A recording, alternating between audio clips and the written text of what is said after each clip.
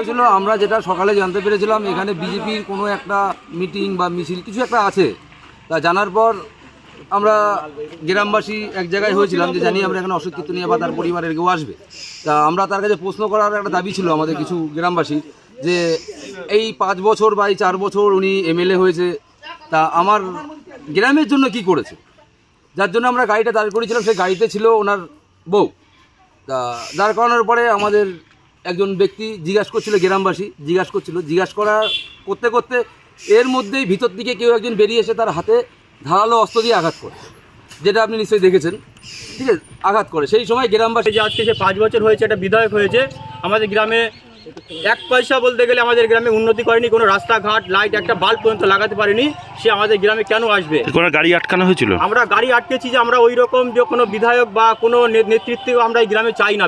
বিজেপির আমাদের যিনি এখন বর্তমান রাজ্য সরকার আছে মমতা বন্দ্যোপাধ্যায়, তিনি আমাদের যে দুহাত ভরে উন্নয়নের কাজ ঢেলে দিয়েছে, রাস্তা বলুন, আমাদের ব্রিজ বলুন, আমাদের ওনার গাড়ি ভাঙচুর করেছে বলছে। ওরা যদি বলে থাকে এটা আমার মনে হয় এটা যেটা জানতে পারলাম যে আমাদের এই বালিয়াডাঙ্গা চারাতলার এখানে বিধায়ক অশোক কীর্তনে এসেছিলেন। উনি পরিযায়ী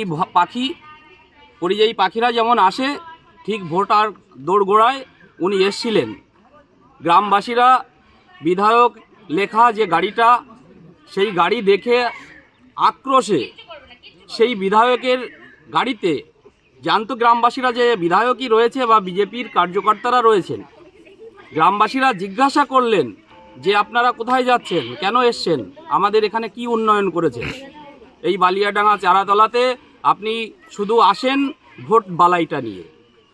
তৎক্ষণাৎ কিছু কুমন্তব্য ওই গাড়ি থেকে আসে এবং এই গ্রামের একজনা গ্রামবাসী দিব্যেন্দু দেবনাথ, সে জিজ্ঞাসা করে যে আপনারা কি উন্নয়ন করেছেন আমার এই চারাতলা বালিয়াডাঙ্গাতে।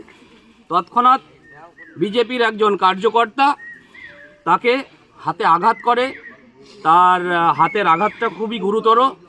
তারপর গ্রামবাসীরা একটা উত্তেজিত হয়ে সেই গাড়ির উপর বা ওই বিজেপির কার্যকর্তাদের প্রশ্ন করে যে আপনারা কি জন্য এসছেন এই বালি। এই ঘুষি মেরেছে এমন মানে কোনো ভালো মন্দ কোনো কথাই আমাদের মানে কিছু জিজ্ঞাসা কেন ঢিল মারলো, মানে কেন আক্রমণ করলো জানি না।